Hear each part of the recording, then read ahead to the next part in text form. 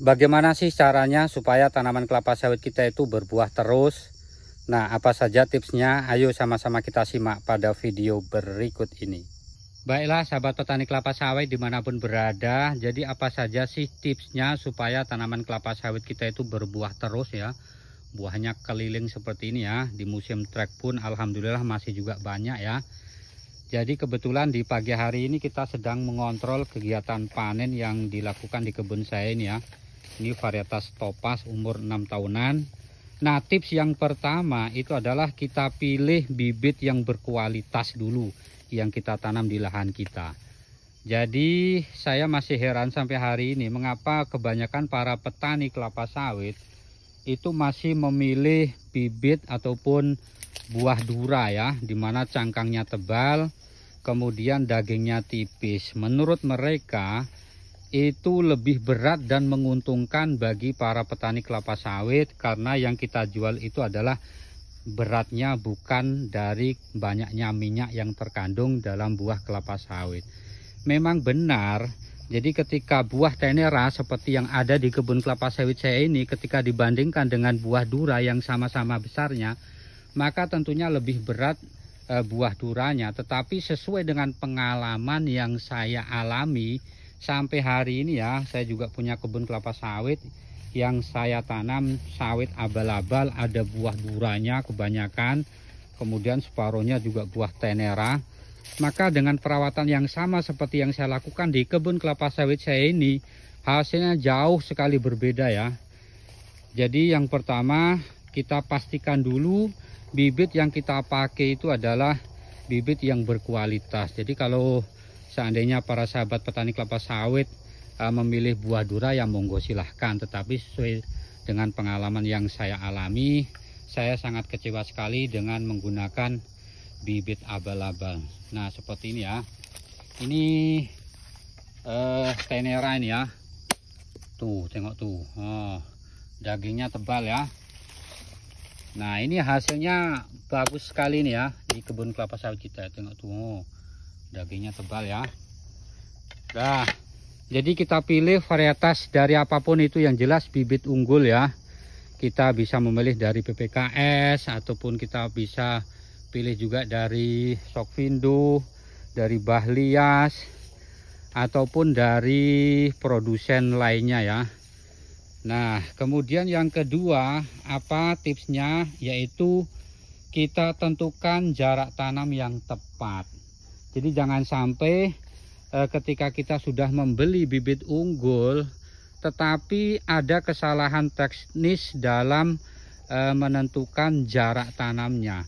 Meskipun kita menggunakan bibit unggul, tetapi kalau ada kesalahan dalam penentuan jarak tanamnya, maka hal tersebut juga tidak akan menjamin bahwa bibit berkualitas yang kita tanam itu akan maksimal mengeluarkan buah. Karena kita tahu sendiri bahwa ketika jarak tanam itu sudah salah, artinya dia terlalu rapat, tidak sesuai dengan varietasnya, maka hal tersebut akan mempengaruhi daripada buah-buah yang nantinya akan dikeluarkan. Semakin rapat tanaman kelapa sawit kita, maka akan semakin kecil buah yang nantinya akan dihasilkan. Mengapa demikian? Karena pelepahnya dia akan senantiasa tegak lurus ke atas, karena masing-masing pohon kelapa sawit akan berlomba-lomba bersaing untuk mendapatkan sinar matahari. Nah kemudian berapa sih jarak tanam yang tepat? Jarak tanam yang tepat itu ya kita sesuaikan saja dengan varietasnya yang kita tanam. Tidak bisa kita katakan dia 9x9, 8x8, bukan demikian. Tetapi penentuan jarak tanam ini tentunya disesuaikan dengan varietas, karena hal tersebut berkaitan dengan panjang pelepah pada setiap varietasnya.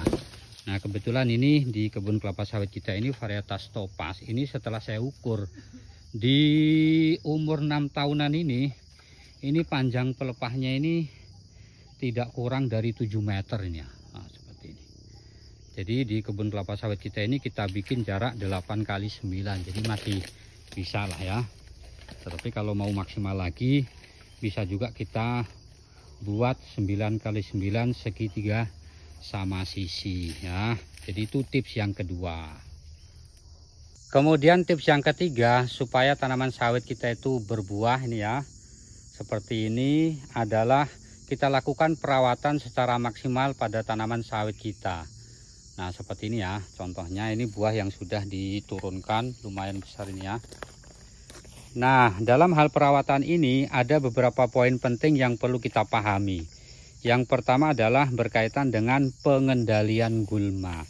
Nah secara garis besar gulma itu sendiri terbagi menjadi dua. Yang pertama adalah gulma lunak nih ya.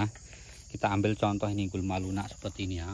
Rumput-rumput seperti ini namanya gulma lunak nih ya. Nah seperti ini gulma lunak tuh. Nah kemudian yang kedua adalah gulma berkayu. Gulma berkayu itu contohnya seperti anak-anak kayu ataupun senduduk seperti ini ya. Nah ini di sini ada senduduk, yang di sini sebelahnya ada senduduk bulu. Nah ini lama kelamaan kalau kita biarkan dia akan semakin besar dan membentuk sebuah kayu yang keras.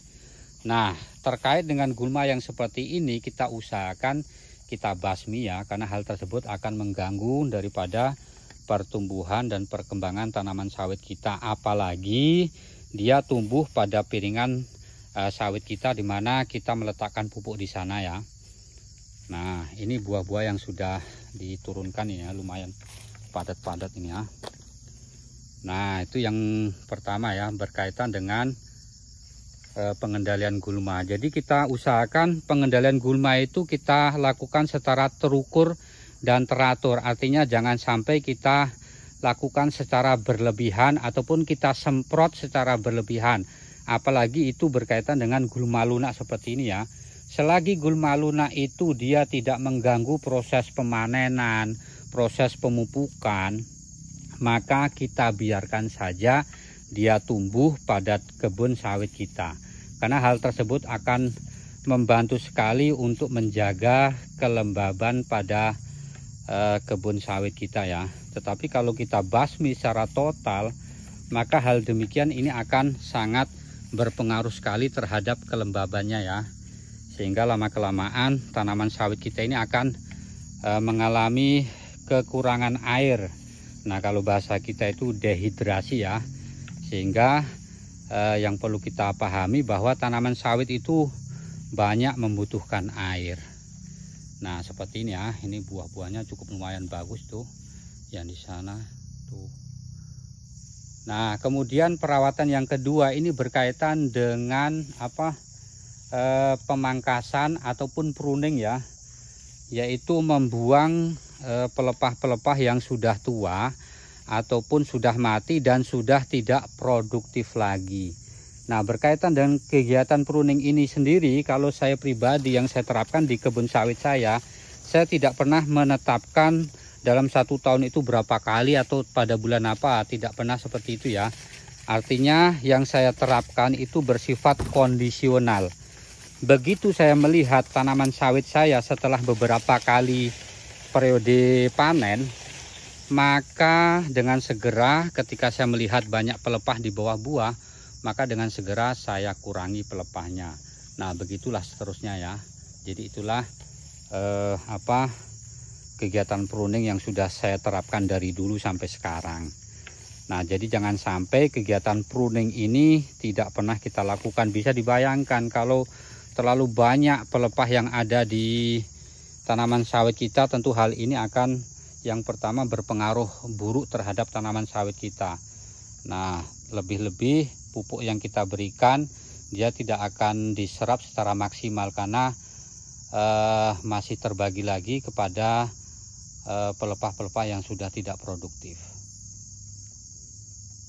Kemudian tips yang berikutnya ini adalah berkaitan dengan kegiatan pemanenan pada tanaman sawit kita. Nah yang perlu kita jelaskan di sini poin pentingnya adalah jangan pernah kita hanya ingin mengejar tonase, ingin buah yang kita panen itu banyak setiap putarannya, sehingga ada buah-buah mengkal yang belum layak kita panen, kemudian kita paksakan kita panen. Maka hal tersebut ini akan sangat berpengaruh sekali terhadap tanaman sawit kita. Jadi usahakan ataupun kita haruskan buah-buah yang kita panen itu adalah buah-buah yang sudah masak ya.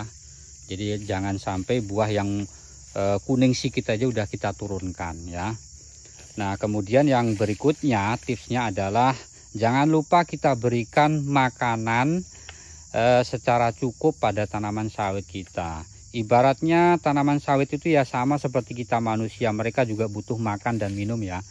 Ketika kita hanya mengambil hasilnya saja tanpa pernah kita berikan makanan, maka lama-kelamaan tanaman sawit kita itu akan mengalami ketekoran ya.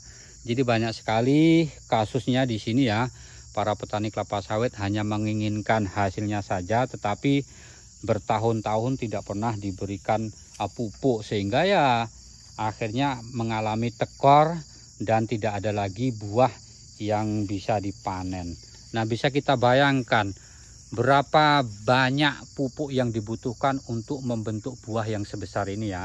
Tentunya tidak sedikit. Oleh karena itu, untuk mengembalikan unsur hara ataupun makanan yang diserap oleh tanaman sawit kita di tanah ini, maka kita kembalikan lagi, kita ganti lagi dengan pupuk yang kita berikan. Nah, untuk pemupukan sendiri, kalau saya pribadi di sini saya menerapkan per semester, artinya dalam 1 tahun itu saya berikan pupuk sebanyak 2 kali ya. Kita memakai pupuk tunggal saja ini ya, mulai dari pupuk dolomit, kemudian rock fosfat, urea, KCl, dan terakhir kita memakai pupuk borak ya. Nah, seperti itulah yang saya terapkan. Nah, kemudian untuk diketahui bahwa pemberian pupuk sendiri ya sesuaikan saja dengan umur tanaman ya. Jadi nggak bisa kita sampaikan di sini sekilo, 2 kilo, 3 kilo dan seterusnya, tetapi disesuaikan saja dengan umur tanamannya. Oke, ini kita sedang mengontrol kegiatan panen ya. Buahnya cukup lumayan besar-besar nih, tengok nih. Nah, ya, ini hasil dari pemupukan yang kita lakukan ini ya. Jadi seperti ini. Oke, barangkali itu saja yang dapat kita sampaikan pada kesempatan kali ini ya. Jadi sebetulnya ada banyak faktor ya yang mempengaruhi bagaimana tanaman sawit kita itu akan senantiasa mengeluarkan buah. Tetapi poin-poin yang penting ini sudah kita sampaikan, mudah-mudahan bermanfaat. Terima kasih bagi yang sudah mendukung dan memberikan komentar yang positif. Saya akhiri, salam petani kelapa sawit Indonesia.